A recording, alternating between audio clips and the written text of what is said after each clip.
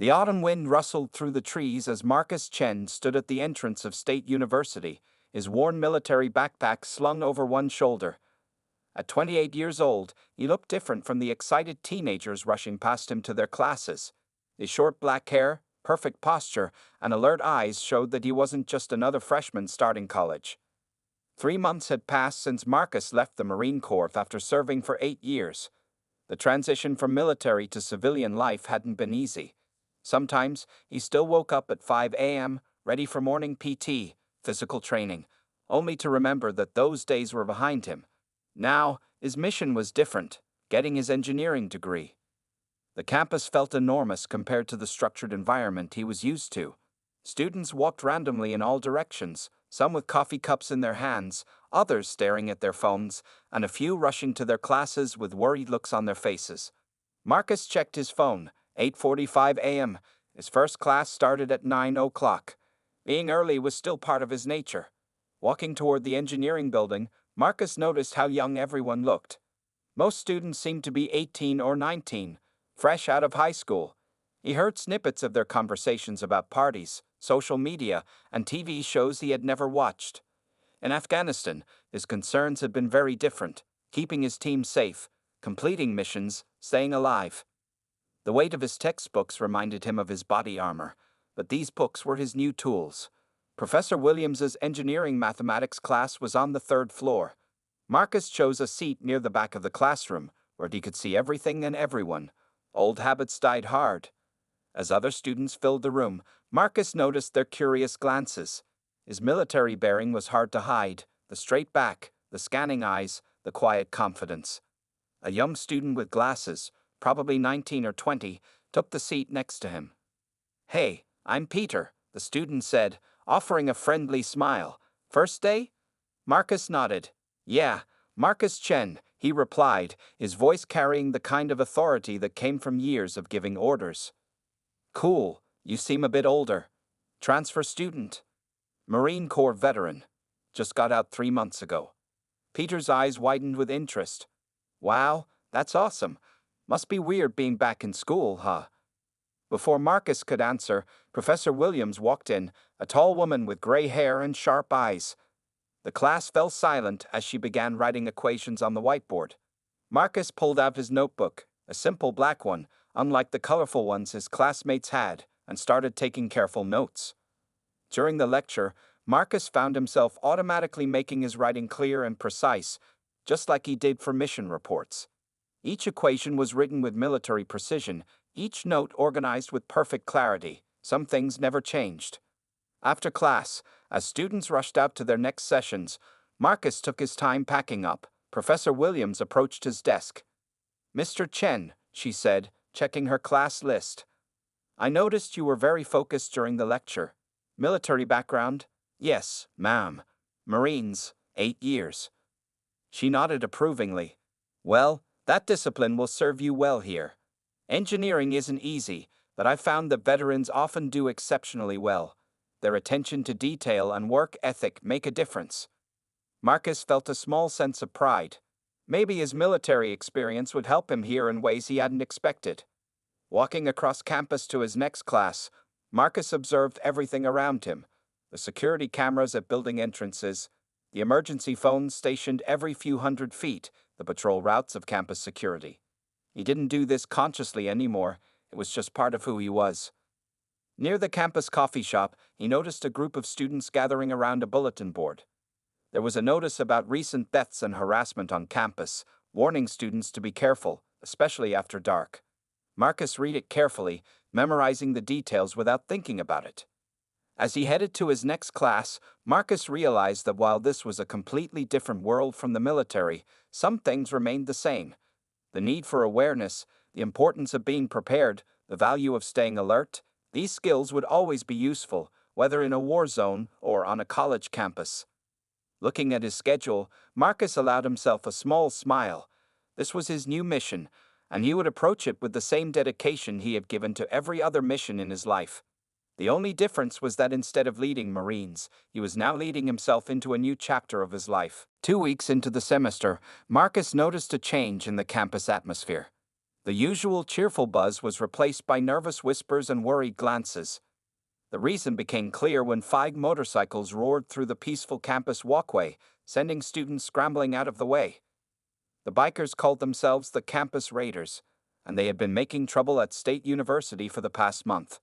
Their leather jackets had a bright red skull design on the back, and they seemed to enjoy scaring students just for fun. Marcus was leaving the engineering building when he first saw them in action. 2 bikers were hassling a freshman who had accidentally bumped into one of their parked motorcycles. The young student was apologizing repeatedly, but the bikers kept pushing him around, laughing as his books fell to the ground. From his position, Marcus watched how campus security responded. 2 guards arrived, but they stayed at a distance, just watching. One guard was talking into his radio, but nobody else came. It was clear they were afraid of the bikers too. "They've been like this for weeks," Peter said, appearing beside Marcus. "Last week, they stole 3 laptops from students in broad daylight. Nobody does anything because their leader, Derek, has connections with some powerful people in town." Marcus observed how the bikers operated. They weren't just random troublemakers, they had a system. One would create a distraction while others did the actual stealing or harassment. They also knew exactly where the security cameras were, staying in blind spots whenever possible. During lunch break, Marcus sat in the cafeteria, eating his sandwich while listening to other students talk about the Campus Raiders. Apparently, the gang started small, just making noise with their bikes. But when nobody stopped them, they got bolder. "Did you hear what they did to Sarah from chemistry class?" a girl at the next table whispered to her friend. "They surrounded her car in the parking lot and wouldn't let her leave until she gave them her phone and wallet. Campus police said they couldn't prove it was them because the security cameras in that area were mysteriously broken." Marcus noticed how the gang had specific patterns. They usually appeared between classes when there were lots of students moving around. Their favorite spots were the parking lots near the engineering and science buildings, where many students carried expensive equipment and laptops. Later that afternoon, while Marcus was studying in the library, he heard the familiar roar of motorcycles. Looking out the window, he saw 3 campus raiders circling a girl on a bicycle, making her wobble dangerously as she tried to keep her balance. Other students quickly walked away, pretending not to see what was happening. Some pulled out their phones to record videos, but nobody helped. The security guard at the library entrance just went inside and closed the door. Marcus watched as the girl finally lost control of her bicycle and fell. The bikers laughed, high-fived each other, and sped away, leaving her crying on the ground. 2 students finally went to help her up, but only after the bikers were gone. That evening, as Marcus walked to his car, he found a crowd gathering near the engineering building parking lot. 4 cars had their tires slashed, and crude skull symbols were spray-painted on their hoods, the Raiders' signature mark. "This is getting worse," Peter said, joining Marcus. "Last semester, they just made noise and scared people. Now they're destroying property and stealing stuff. My sister's friend had to drop out because she was too scared to come to evening classes." Campus security was there, taking pictures and notes, but everyone knew nothing would happen. The Raiders had created an atmosphere of fear, and it was working perfectly for them. Walking to his car, Marcus noticed small details others might miss. The Raiders always parked their bikes in formation, military style. Their leader always took position at specific points where he could see everything. These weren't just random bullies. They were organized, and that made them more dangerous. As he drove home, Marcus thought about how similar this was to some situations he faced in the Marines. The Raiders weren't just causing trouble. They were systematically taking control of the campus through fear and intimidation. Just like some of the local gangs he dealt with overseas, they had a strategy: start small, test the boundaries, and slowly increase the pressure until nobody dares to resist. But Marcus had seen this kind of thing before, and he knew one important truth. Every system, no matter how strong it seems, has weaknesses. The Raiders might think they owned the campus, but they had never dealt with someone who was trained to observe, analyze, and act with military precision. The library was quiet as evening approached. Marcus had stayed late to finish his engineering project, and the autumn sky was already dark when he packed his books. The campus had a different feel at night. Emptier, darker, more dangerous. As he walked down the library steps, he heard a female voice say, "Please, just let me go." The sound came from behind the building, near the bicycle racks.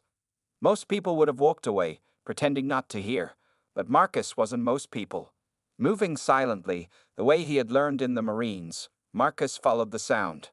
3 motorcycles were parked nearby, their engines still warm. Around the corner, he found 4 members of the campus raiders surrounding a young woman. She was wearing a library staff badge, and her hands were shaking as she held her backpack close. "Come on, sweetheart," said the largest biker, whom Marcus recognized as Derek, the gang's leader. "We just want to make sure you get home safe. Our protection services aren't even that expensive." His friends laughed, moving closer to the frightened woman. Several students stood at a distance, recording with their phones but too scared to help. Marcus noticed how Derek had positioned his men, one watching the parking lot, another near the library entrance, while he and the 4th biker cornered their target. It was a tactical formation, showing this wasn't their first time. Marcus stepped into view, his movements calm but purposeful. "Evening," he said, his voice carrying the quiet authority that had once commanded Marines in combat zones. "The lady said she wants to go." The raiders turned, surprised by his sudden appearance. Derek looked Marcus up and down, noticing his military posture. "Mind your own business, old man. This is just a friendly conversation." "It doesn't look friendly to me," Marcus replied, moving closer. He kept his hands relaxed at his sides, but every muscle was ready. He had handled worse situations in Afghanistan. Derek stepped toward Marcus, trying to look intimidating. He was tall, with tattoos on his neck and a skull ring on each finger. "You must be new here. Let me explain how things work. We watch over this campus, and everyone pays for our protection. Even the security guards know better than to interfere." Marcus didn't back down. Instead, he smiled slightly, the kind of smile that had made enemies nervous in war zones. "I understand exactly how things work. Now, here's what's going to happen. The lady is going to walk away, and you're going to let her. Otherwise, we'll have a different kind of conversation." The woman looked at Marcus, then at the raiders, unsure what to do. Marcus gave her a small nod. "Go ahead. They won't stop you." His voice was so confident that she believed him. Derek stepped closer to Marcus, their faces just inches apart. "You know what? I don't like your attitude. Maybe we need to teach you a lesson about respect." His hand moved toward his pocket. Marcus's eyes caught the movement. In one smooth motion, he shifted his stance slightly. It was a small move, but any trained fighter would recognize it as a combat-ready position. "Think carefully about your next move," Marcus said quietly. "Those students are still recording, and I promise you, whatever you're reaching for, I've faced worse." Something in Marcus's voice made Derek pause. Maybe it was the absolute calm, or maybe it was the look in his eyes. The look of someone who had seen real combat and wasn't impressed by parking lot bullies. A tense moment passed. Then Derek slowly pulled his empty hand from his pocket. "You know what? We've got better things to do tonight." He turned to his gang. "Let's ride." The raiders mounted their bikes, but before leaving, Derek looked back at Marcus. "This isn't over, soldier boy. Nobody disrespects the campus raiders. Nobody." As the bikers roared away, the library worker approached Marcus, her hands still shaking. "Thank you," she said. "I'm Lisa. I've seen you studying here. You're in the engineering program, right?" Marcus nodded. "Marcus Chen. You should file a report with campus security and the police. I'll be your witness." He took out his phone and showed her that he had recorded the entire incident. "Always collect evidence. That's important." The students who had been recording came closer, now brave enough to approach. One of them, a young man with glasses, spoke up. "That was amazing, but aren't you worried?" The raiders never forget when someone stands up to them. Marcus looked in the direction the bikers had gone, his face thoughtful. "In the Marines, we had a saying, bullies are only strong when people are afraid. Tonight, they learned that not everyone on this campus is afraid anymore." As he walked Lisa to her car, Marcus knew the raiders would be back. Derek's wounded pride would demand revenge. But that was okay. In fact, it was exactly what Marcus had expected. Sometimes, to solve a problem, you first had to let the enemy make their move. The next morning, Marcus knew something was wrong as soon as he entered the student parking lot. A crowd had gathered around his car, and he could hear people whispering and taking pictures. His old Honda Civic, which he bought with his military savings, was covered in red spray paint.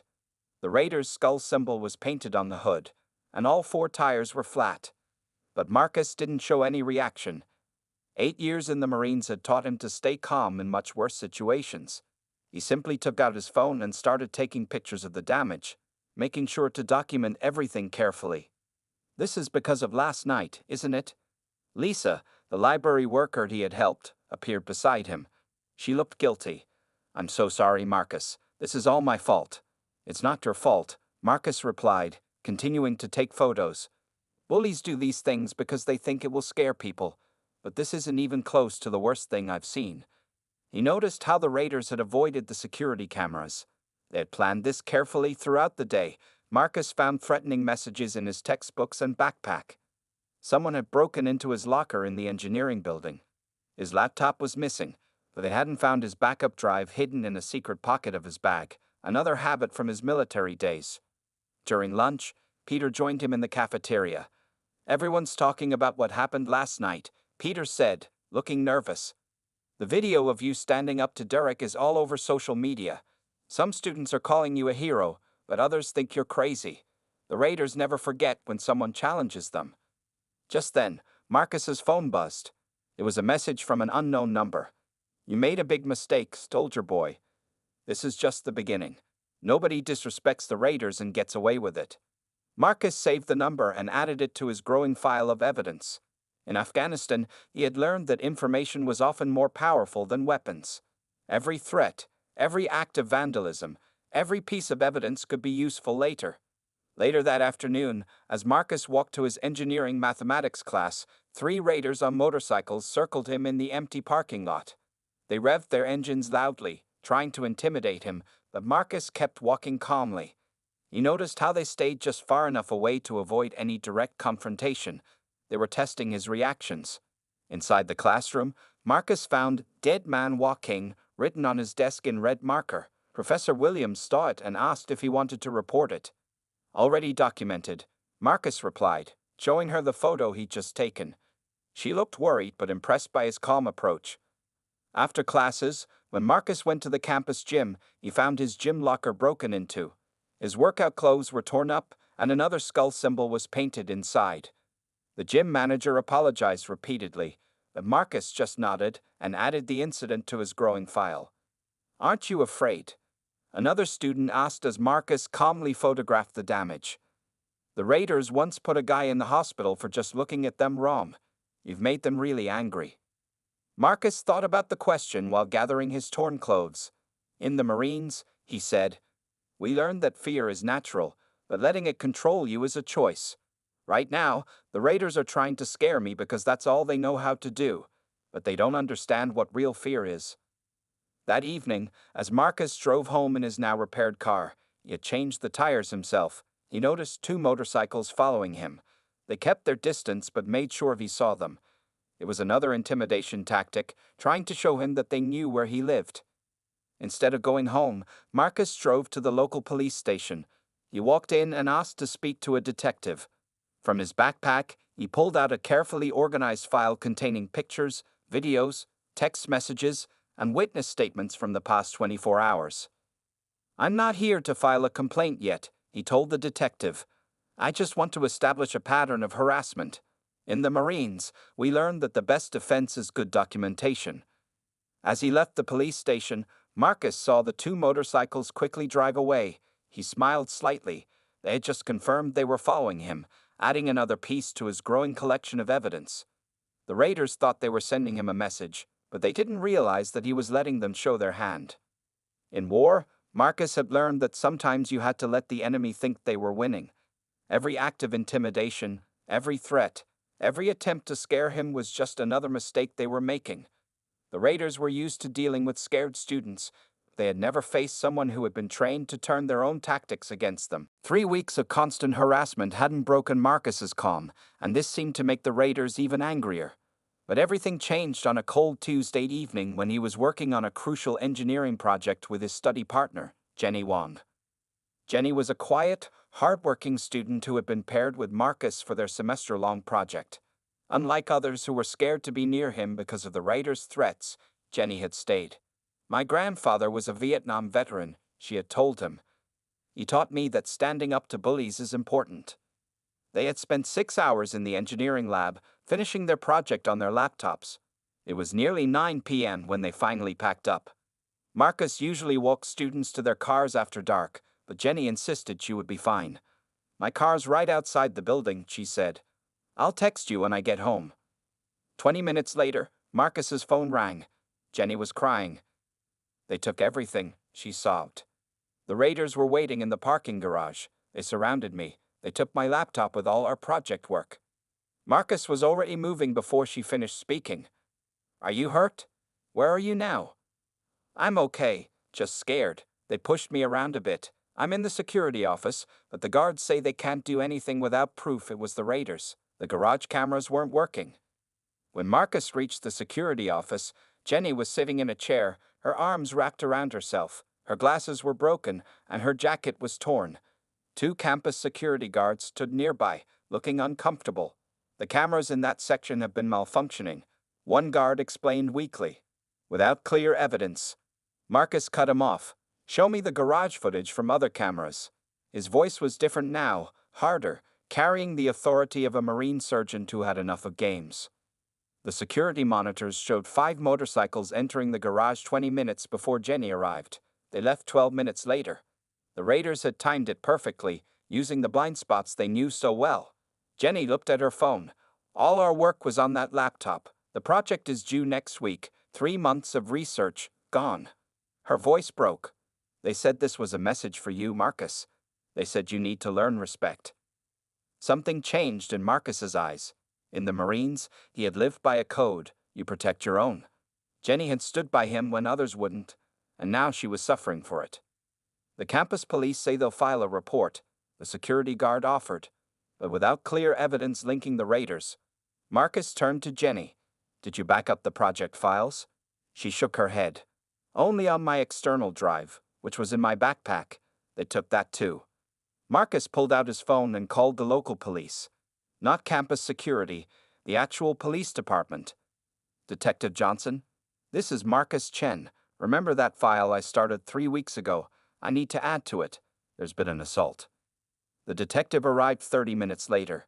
Unlike campus security, he took proper photos of Jenny's injuries, the bruises on her arms where they had grabbed her, her torn jacket, her broken glasses. Marcus handed over a USB drive containing 3 weeks' worth of documented harassment, including social media posts where raiders bragged about their activities. They'd gotten bolder, Detective Johnson said, reviewing the evidence. Vandalism and threats are one thing, but assault and theft, that's different, especially with all this documentation. But Marcus was hardly listening. He was watching Jenny give her statement, seeing how her hands still shook. He thought about other students who had been terrorized, who had dropped classes or left school entirely because of these bullies. In Afghanistan, Marcus had learned that there was a difference between violence and justice. Violence was what the raiders used, random, meant to cause fear. Justice was systematic, planned, and had a purpose. The raiders thought they had won by attacking Jenny, but they had just made their biggest mistake. Marcus walked Jenny to his car. You would drive her home tonight. I'm so sorry about the project, she said. Maybe Professor Williams will give us an extension. Don't worry about the project, Marcus replied, his voice calm but determined. I have a backup of all our work on my military-grade encrypted drive. The raiders think they've destroyed everything. That's not what they should be worried about. What do you mean? Marcus started the car, his face set in grim determination. They crossed the line tonight. They didn't just attack our project. They hurt my friend. In the Marines, we had a saying, nobody gets left behind. It's time to show the raiders what that really means. After the attack on Jenny, Marcus knew it was time to change tactics. In the Marines, he had learned that winning wasn't about being the strongest. It was about being the smartest. For the next week, he put his military training to work. Every morning, Marcus arrived at campus early, before most students. He sat in his car, drinking coffee and taking notes. He watched where the raiders parked their bikes, which routes they took between classes, and most importantly, who they talked to. What are you planning? Peter asked one morning, noticing Marcus's detailed notes. You've been watching them like a hawk. Marcus showed him a map of the campus he had drawn. Red dots marked where the raiders had committed crimes. Blue lines showed their usual paths. Green circles highlighted the working security cameras. It looked like a military operation plan. In combat, knowledge is power, Marcus explained. The raiders think they control this campus because they know all its secrets, but they've gotten sloppy. They have patterns, routines, weaknesses. During lunch breaks, Marcus visited every place where the raiders had caused trouble. He talked to their victims, not just recent ones, but students who had been harassed months ago. Many were scared to talk at first, but something about Marcus's calm confidence made them trust him. Sarah from the chemistry department showed him where the raiders had cornered her. There's actually a camera there, she said, pointing to a hidden spot. But security said it wasn't working that day. Marcus made a note. That was the third time he'd heard about cameras not working during raider attacks. In the Marines, he had learned that 3 times was a pattern, not a coincidence. After classes, he visited the campus maintenance office. The worker there, an older man named Bill, recognized Marcus's military bearing immediately. "You served?" Bill asked, noticing how Marcus stood at parade rests while waiting. "Marines, 8 years," Marcus replied. Bill, a Vietnam veteran himself, nodded with understanding. They talked about service for a while, then Marcus carefully brought up the security cameras. Bill's face darkened. "Someone keeps shutting them off in certain areas. Claims it's technical problems, but I know better. Can't prove it though." Marcus added this information to his growing file. The pieces were starting to fit together. The raiders had help from inside the campus security system. That evening, he visited Jenny, who was still shaken but angry now instead of scared. "I talked to other students in the engineering department," she said.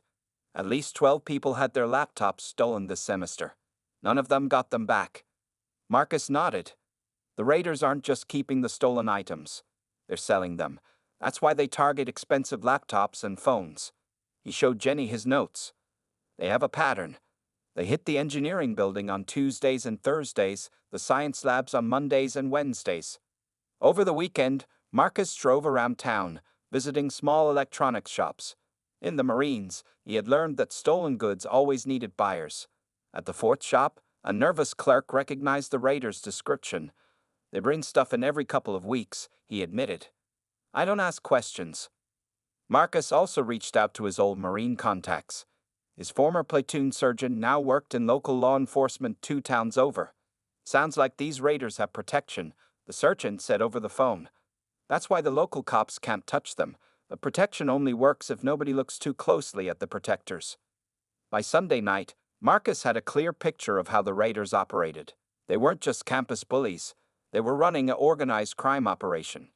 Stolen goods, protection money, and connections inside campus security made them feel untouchable. "So what's the plan?" Jenny asked when Marcus showed her everything he had discovered. His wall looked like something from a police show, with maps, photos, and notes all connected by strings. "In the Marines, we learned that no enemy is unbeatable," Marcus replied. "The raiders think they're smart, but they've made 3 big mistakes. First, they got too confident. Second, they hurt innocent people. And third," he smiled slightly, "they forgot that some students know more about strategy than they do." Marcus looked at his wall of evidence. Tomorrow, he would start the next phase of his plan. The raiders thought they were hunters, but they had never been hunted themselves. It was time to show them what real military strategy looked like. The plan went into action on a cold Thursday evening. Marcus knew the raiders would try to ambush him in the engineering parking lot. They had been watching his routine for days, just as he had been watching theirs. "Everyone in position." Marcus spoke quietly into his phone. Over the past week, he had built a network of trusted students and staff. Bill from maintenance was monitoring the security cameras. Jenny and Peter were in the library, coordinating with other students through a group chat. Detective Johnson and his team were parked nearby, waiting for the signal. At exactly 8:15 p.m., Marcus walked out of the engineering building, appearing to be alone and vulnerable. Right on schedule, the sound of motorcycles filled the air. 5 bikes roared into the parking lot, surrounding him in their usual formation. Derek, the raiders' leader, dismounted his bike with a smug smile. Well, looks like Soldier Boy finally ran out of backup." Two raiders moved behind Marcus while two others blocked the exits. It was their standard intimidation tactic. Actually, Marcus said calmly, I brought plenty of backup. He pressed a button on his phone. Suddenly, bright lights blazed on from all directions. The broken security cameras had mysteriously started working again, thanks to Bill. Every angle of the parking lot was now being recorded. Derek's confident smile wavered. What's this supposed to be? Your little light show doesn't scare us. Look around, Derek, Marcus suggested. One by one, students began emerging from behind cars and buildings. They were all people the raiders had terrorized, dozens of them. Each one held up their phone, recording everything. Remember Sarah from chemistry, Tom from engineering, Lisa from the library. They all came to see this. The raiders shifted uneasily. They were used to dealing with scared individuals, not an organized group. So what? Derek snarled. You brought an audience to watch us teach you a lesson. Marcus shook his head. No, they're here as witnesses. You see, while you were busy trying to scare me, I was learning everything about your operation. The stolen laptops you sell at Electronics Express on 5th Street. The protection money you collect. And most importantly, he paused, your deal with Officer Roberts in campus security. Derek's face went pale. You're bluffing.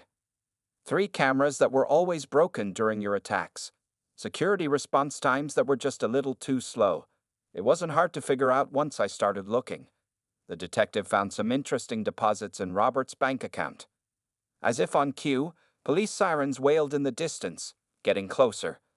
That would be Detective Johnson, Marcus explained.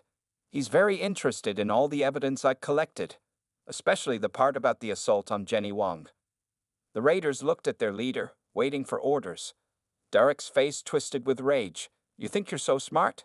Let's see how smart you are with a broken jaw. He charged at Marcus, pulling back his fist. But Marcus was ready. 8 years of Marine combat training kicked in. He stepped aside smoothly, using Derek's own momentum to send him stumbling. The other raiders rushed forward, but Marcus moved with practiced efficiency. A quick strike here, a defensive block there. Each movement precise and controlled. Derek got up and pulled out a knife. You're dead, soldier boy. That's assault with a deadly weapon, Marcus said calmly, not even breaking a sweat. Add it to the list of charges. His voice carried clearly in the now silent parking lot, where dozens of phones recorded every moment. Police cars screamed into the lot, lights flashing. Detective Johnson's voice boomed through a megaphone. Drop the weapon. Everyone on the ground. The raiders, seeing they were surrounded by police, witnesses, and cameras, finally realized their situation. One by one, they put their hands up. Derek, his face a mask of fury, threw his knife down. As the police moved in with handcuffs, Marcus noticed Jenny in the crowd, smiling through tears. Other students were hugging each other, some crying with relief. The raiders' reign of terror was over. Detective Johnson approached Marcus, shaking his head in admiration. You know, when you first came to me with this plan, I thought you were crazy. But this, he gestured at the scene, this is some of the finest police work I've seen. And you're not even a cop. Marcus watched as the raiders were led away in handcuffs. In the Marines, we learned that the best victories don't come from fighting. They come from outsmarting your enemy and letting them defeat themselves. The crowd of students burst into applause. After months of living in fear, they were finally free. And it had all happened without a single punch thrown. Just careful planning, strategic thinking, and the determination of one former Marine who refused to back down from bullies. The day after the raiders' arrest, State University felt like a different place. Students walked freely between classes, no longer looking over their shoulders. The constant rumble of intimidating motorcycles was replaced by normal campus sounds, chatter, laughter, and the rustle of falling autumn leaves. Marcus sat in Professor Williams's office, explaining why he and Jenny deserved an extension on their project, even though they had managed to recover most of their work from his backup drive. No extension needed, Professor Williams said, surprising him. In fact, I'm adding extra credit to your grade. She smiled at Marcus's confused look. Mr. Chen, you didn't just complete an engineering project, you engineered a solution to a problem that was destroying this campus. Later that morning, Marcus found himself in the dean's office. The local news had picked up the story, and reporters were calling the university for details. The dean, a tall woman with silver hair, looked both impressed and embarrassed. "The truth is, Mr. Chen, we failed our students," she admitted. "We knew about the raiders. We were afraid of bad publicity. Then you came along and showed us what real leadership looks like." On his way to class, Marcus passed Officer Roberts being escorted out of the campus security office in handcuffs. The corrupt security guard couldn't meet Marcus's eyes.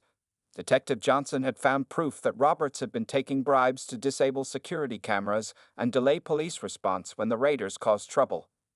$5,000, Detective Johnson told Marcus later that day. That's all it took for him to betray everything his badge stood for. The detective shook his head in disgust. "We found all the stolen laptops and phones at that electronics store you identified.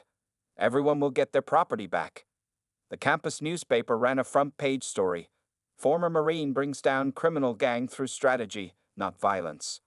Jenny had written it herself. She was a journalism minor.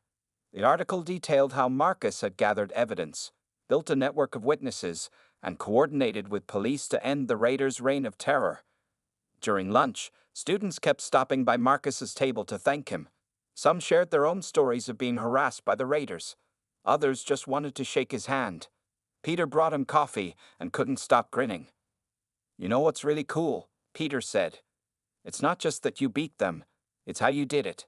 No big fight, no violence. You outsmarted them using their own actions against them." Sarah from chemistry returned to her evening classes. The student who had dropped out because of the raiders' harassment re-enrolled.